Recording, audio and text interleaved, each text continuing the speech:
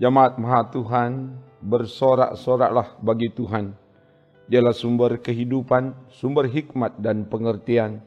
Dia menuntun kita di jalannya yang benar berdasar pada firman. Untuk itu, kita akan membaca, merenungkan bacaan MTPJ Gemim tanggal 9 sampai 15 April 2023 dari Markus pasal 16 ayat 1 sampai 8. Sebelum itu mari berdoa. Ya Bapa, beritahukanlah kebenaran firman-Mu melalui bagian firman yang akan kami baca, renungkan dari Markus pasal 16 ayat 1 sampai 8. Biar roh Tuhan yang menuntun hamba-Mu dan semua yang mengikuti pelayanan firman ini dimanapun mereka berada diberkati Tuhan. Dalam nama Tuhan Yesus, haleluya, amin.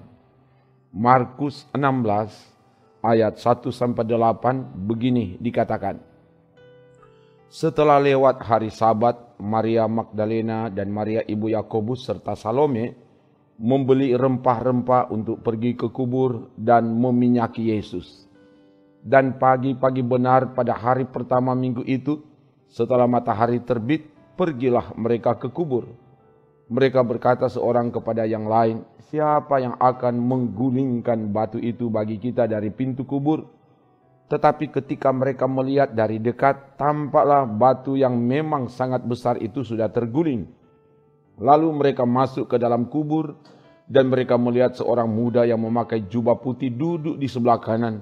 Mereka pun sangat terkejut, tetapi orang muda itu berkata kepada mereka, jangan takut. Kamu mencari Yesus orang Nazaret yang disalibkan itu. Ia telah bangkit. Ia tidak ada di sini. Lihat, inilah tempat mereka membaringkan dia. Tetapi sekarang pergilah, katakanlah kepada murid-muridnya dan kepada Petrus, ia mendahului kamu ke Galilea.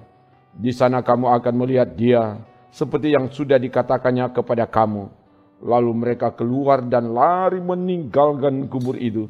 Sebab gentar dan dahsyat menimpa mereka. Mereka tidak mengatakan apa-apa kepada siapapun juga karena takut. Dengan singkat mereka sampaikan semua pesan itu kepada Petrus dan teman-temannya. Sesudah itu Yesus sendiri dengan perantaran murid-muridnya memberitakan dari timur ke barat berita yang kudus dan tak terbinasakan tentang keselamatan yang kekal itu. Demikian firman Tuhan. Jemaat Maha Tuhan, kebangkitan Yesus, kubur kosong membuktikan dia hidup dan berkuasa. Kuasanya mengalahkan kuasa maut. Maut telah ditelan dalam kemenangan Kristus.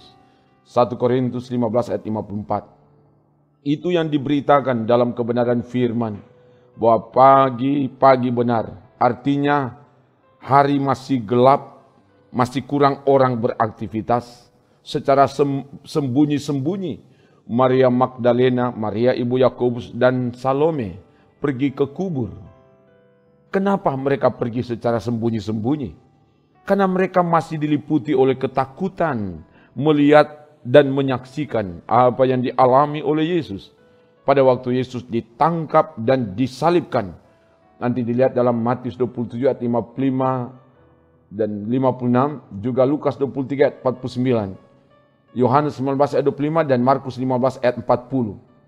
Dikatakan ada juga beberapa perempuan yang melihat dari jauh, di antaranya Maria Magdalena, ibu Yakobus muda dan Yosef serta Salome.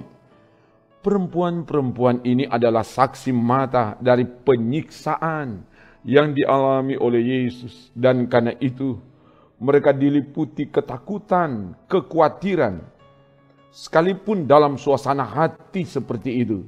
Karena mereka mengasihi Yesus, mereka harus pergi ke kubur untuk merempah-rempahi dan meminyaki mayat Yesus. Ayat 1 dan 2 bacaan kita. Rempah-rempah dalam bentuk cair merupakan campuran mur dan gaharu dengan berat 50 kati. Yohanes 19 ayat 39. Kata meminyaki menggunakan kata dasar Yunani aleupo, merujuk kepada salib atau balsam atau parfum cair.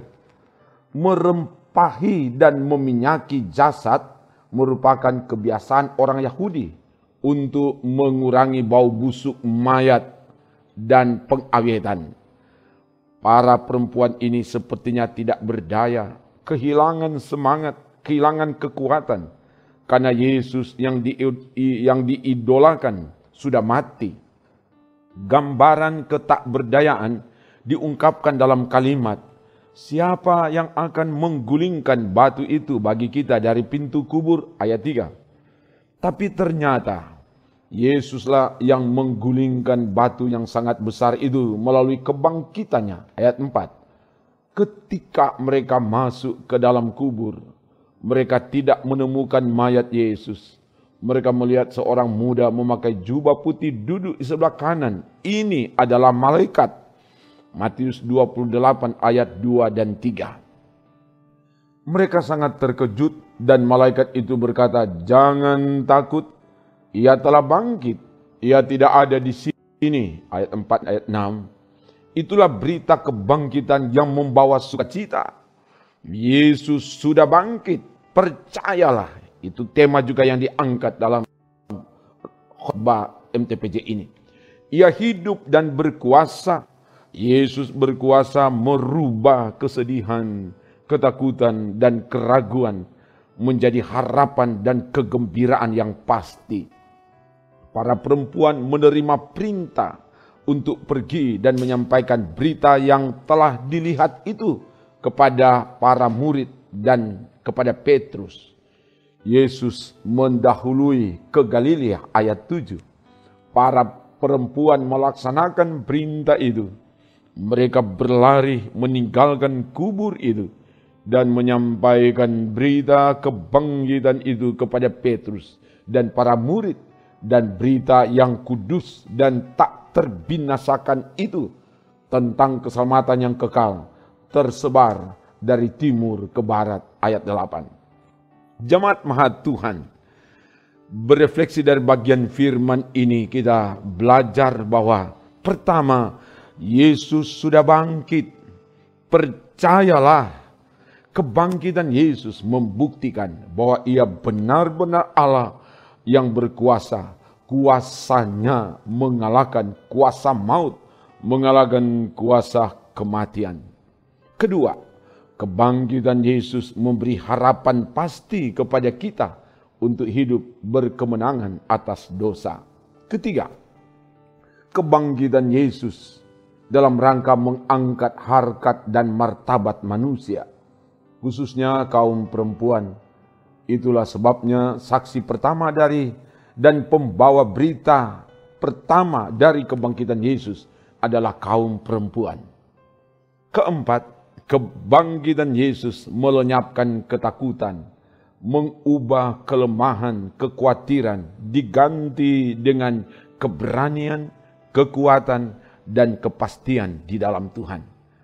Untuk menghadapi tantangan dalam bacaan kita, batu besar, Dia telah memberi kemenangan. Sebab itu batu besar itu telah digulingkan, telah dikalahkan oleh kebangkitan Kristus. Apapun yang kita alami dalam hidup ini, Dia telah menolong kita. Dia telah memberi kemenangan kepada kita melalui kuasa kebangkitannya. Semoga itulah yang akan dilakukan buah dari perayaan Paskah Kristus. Haleluya. Amin. Mari berdoa. Terima kasih Bapa. Firman telah diberitakan, dan biar firman ini memperlengkapi kami semua, apalagi sebagai pelayan Tuhan, dalam mempersiapkan diri untuk melaksanakan pelayanan di perayaan Paskah Kristus tahun ini. Semua yang mengikuti ini dimanapun mereka berada diberkati Tuhan. Biar Tuhan terus bertindak memberi kemenangan bagi kami dan menghadapi berbagai tantangan gumul hidup ini. Terpujilah nama-Mu Bapa, dalam nama Yesus Kristus yang telah mati dan bangkit memberi kemenangan bagi kami. Haleluya. Amin. Demikian pelayanan firman dan doa. Tuhan Allah melalui kuasa Roh Kudus akan menyertai, menolong, memberkati, dan menyelamatkan saudara. kini dan selamanya. Amin. Trims.